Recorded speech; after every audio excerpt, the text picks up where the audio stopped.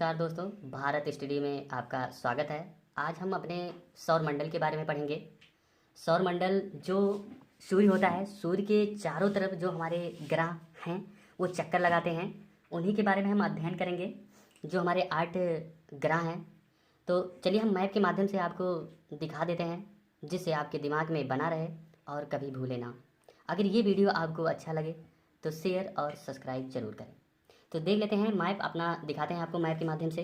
तो देखिए, सबसे पहले हम सूर्य को दिखा देते हैं। देखिए, हमने सूर्य को बना दिए हैं और जो सूर्य होता है उसके सबसे नज़दीकी हमारा जो ग्रह है कौन सा है?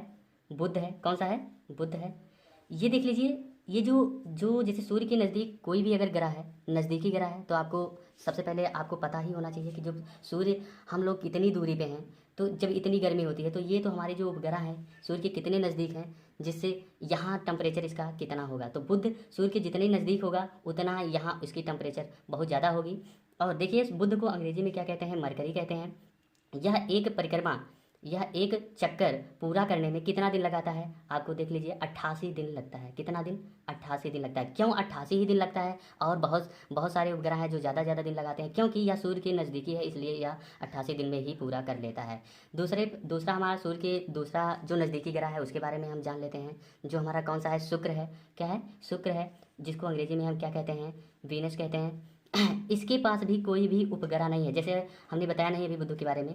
इसके पास भी कोई उपग्रह नहीं है और शुक्र के पास भी कोई भी उपग्रह नहीं है। यह सूर्य की एक चक्कर पूरा करने में कितना दिन लगाता है? जैसे बुध 88 दिन लगाता था, वैसे यह 225 दिन लगाता है। क्यों 225 दिन लगाता है? क्योंकि सूर्य से कुछ ज़्यादा दूरी पर है। ठीक है दोस्तों, अगर मैप के माध्यम से आप ये जान लेंगे तो आपके दिमाग में हमेशा बना रहेगा। आते हैं सूर्य से तीसरे उपग्रह के बारे में जान लेते हैं, जो पृथ्वी है। पृथ्वी सूर्य के तीसरी नज़दीकी ग्रह है। पृथ्वी जानते ही हैं, पृथ्वी को अंग्रेजी में क्या कहते हैं? अर्थ कहते हैं। यह भी सूर्य की परिक्रमा करता है। कितने दिनों में करता है? 365 दिन में एक चक्कर पूरा करता है। 365 दिन 6 घंटे लगाता है। कितने? ये हावर्स है, आप देख लीजिएगा, थोड़ा सही से लिखा नहीं गया है, लेकिन हम बोल दे रहे हैं 365 दिन में 365 दिन 6 घंटे में यह सूर्य का चक्कर पूरा कर लेता है। चौथे उपग्रह के बारे में आते हैं, आपको बताते हैं। जो सूर्य का चौथा उपग्रह है, नज़दीकी उपग्रह, जो मंगल है। कौन सा है? मंगल है। इसके पास कितने उपग्रह हैं? देखिए दोस्तों, ये मंगल जो हमारा है क्या है? ये ग्रह है। अभी हमने कुछ समय पहले कुछ बोल दिए मंगल, जैसे उपग्रह बोल दिए हैं, तो इसलिए सॉरी, क्योंकि ये ग्रह है, उसके बीच में जो हम बात कर रहे हैं वो हमारे क्या हैं? उपग्रह है। ये जो हमारे 2 हैं, 1 है, 0 है, ये हमारे क्या हैं? उपग्रह हैं। और जो ये बड़ा सा ग्रह बनाया गया, ये हमारे क्या हैं? ग्रह हैं। तो मंगल के बारे में हम जान लेते हैं। मंगल हमारा सूर्य से चौथा ग्रह है, जो जिसके पास कितने उपग्रह हैं? 2 उपग्रह हैं। इसको अंग्रेजी में क्या कहते हैं? मार्स कहते हैं। और ये सूर्य का एक चक्कर कितने दिनों में परिक्रमा करता है? तो 687 दिनों में यह एक चक्कर पूरा कर लेता है सूर्य का। आते हैं अगला, बृहस्पति पे आते हैं। ये देखिए, यह सभी ग्रहों 8 ग्रहों में सबसे बड़ा ग्रह है। कौन सा? बृहस्पति, जिसे अंग्रेजी में क्या कहा जाता है? जुपिटर कहा जाता है। इसके पास कितने उपग्रह हैं? 67 उपग्रह पहले थे। अभी कुछ ही लगभग 1 महीने के पहले वैज्ञानिकों ने 12 और उपग्रहों के बारे में खोज किया, जो मिलाकर 79 बृहस्पति के 79 उपग्रह हैं, जो यह सूर्य का एक चक्कर पूरा करने में 12 साल लगाते हैं। क्यों 12 साल लगाते हैं? अभी हमने पहले बताए हैं कि जो जितना नज़दीकी सूर्य के जितना नज़दीकी ग्रह होता है वो कम समय लेता है। जैसे जैसे दूरियां बढ़ती हैं वैसे वैसे वो समय भी बढ़ता जाता है। आते हैं शनि के बारे में। शनि के बारे में देख लेते हैं। यह हमारा जो ग्रह है शनि, इसके कितने उपग्रह हैं? आपको बता देते हैं, 62 या 63 उपग्रह हैं, जिसे शनि को अंग्रेजी में क्या कहा जाता है? सचुरन कहा जाता है। और यह सूर्य का एक चक्कर पूरा करने में कितना साल लगाता है? 29.5 वर्ष लगाता है। कितने वर्ष? 29.5 वर्ष। शनि के बारे में हमने जान लिया, तो कितने दिनों में यह चक्कर पूरा करता है? 29.5 वर्ष में यह पूरा चक्कर, सूर्य का पूरा चक्कर कर लेता है। अगला आते हैं अरुण के बारे में बात कर लेते हैं।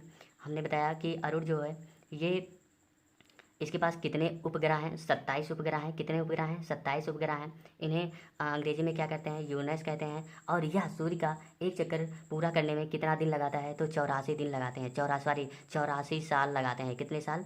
84 साल। 84 दिन तो बहुत कम हो जाएगा, क्योंकि यह सबसे दूरी है, तो आप जान ही सकते हैं कि कम दिन तो लगेगा नहीं, ज़्यादा ही दिन लगेगा। तो यह 84 साल यह पूरा चक्कर लगाने में लगाता है। उसके बाद आते हैं किसके पास? सबसे लास्ट ग्रह वरुण है। वरुण के पास आते हैं। वरुण को अंग्रेजी में क्या कहा जाता है? नेपच्यून कहा जाता है। इसके कितने उपग्रह हैं? 14 उपग्रह हैं। देखिए हम लिख भी दिए हैं, आपको दिखाई दे रहा होगा। 14 उपग्रह हैं। और यह सूर्य की परिक्रमा करने में कितने दिन लगाते हैं? तो कितने दिन लगाते हैं? 166 साल लगाते हैं। कितने? 166 साल लगाते हैं। आप देखे होंगे ये सूर्य से सबसे लास्ट वाला ग्रह भी है। इसके बाद भी एक और ग्रह है जो आपको पता होगा या नहीं भी पता होगा, जिसके बारे में हम थोड़ा सा चर्चा कर लेते हैं। इसके बाद जो ग्रह हमारा मिला 9वां ग्रह, वो यम था। यम ग्रह था। यम ग्रह को क्यों अलग कर दिया गया, इसके बारे में भी चर्चा करेंगे। जो यम हमारा ग्रह था, इसके बाद में जो ग्रह आता था यम ग्रह आता था। अब यह उनको 2006 में बाहर कर दिया गया। क्यों बाहर कर दिया गया?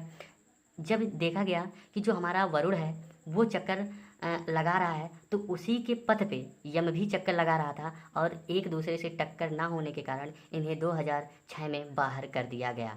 चलिए आगे आते हैं। अब थोड़ा सा और चर्चा कर लेते हैं सभी ग्रहों के बारे में। जैसे हमारा जो आकार है, जैसे सभी ग्रह हैं छोटे बड़े होंगे, तो उन्हें आकार के आधार पर भी रखा गया होगा।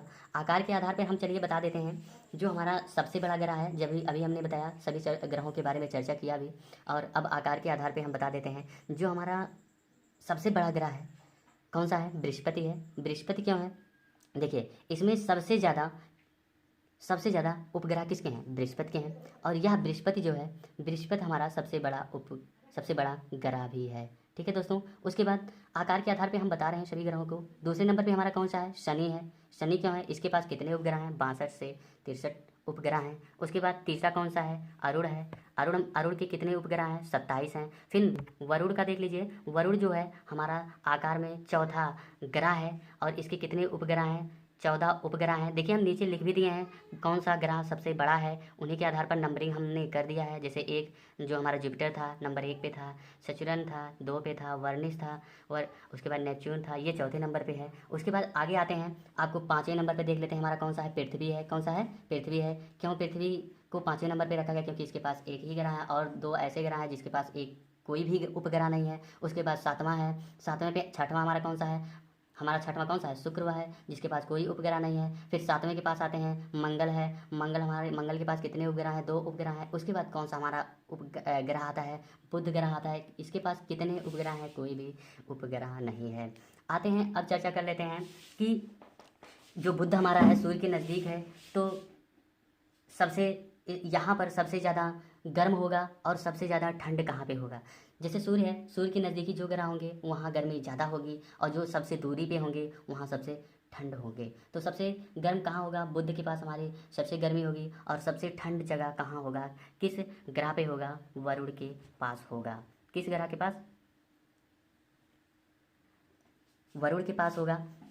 और अब चलिए हम बता देते हैं कि इसमें बहुत सारे ग्रह हैं जो दक्षिणावर्त से वामावर्त की तरफ घूमते हैं, और कुछ ग्रह हैं जो वामावर्त से दक्षिणावर्त की तरफ घूमते हैं। जैसे हमारा जो अभी हमने बताया जो शुक्र हमारा है, शुक्र और किसकी बात कर रहे हैं? अरुण की बात कर रहे हैं। देख लीजिए अरुण की बात कर रहे हैं। ये जो हमारा शुक्र और अरुण है, यह क्लॉकवाइज घूमता है। ये किस तरफ घूमता है? दक्षिणावर्त घूमता है। देखिए हम क्लॉकवाइज लिख दिए हैं। ये हमारा दक्षिणावर्त घूमता है। किसके? सूर्य के दक्षिणावर्त घूमता है। और हमारे जो और ग्रह हैं कौन से?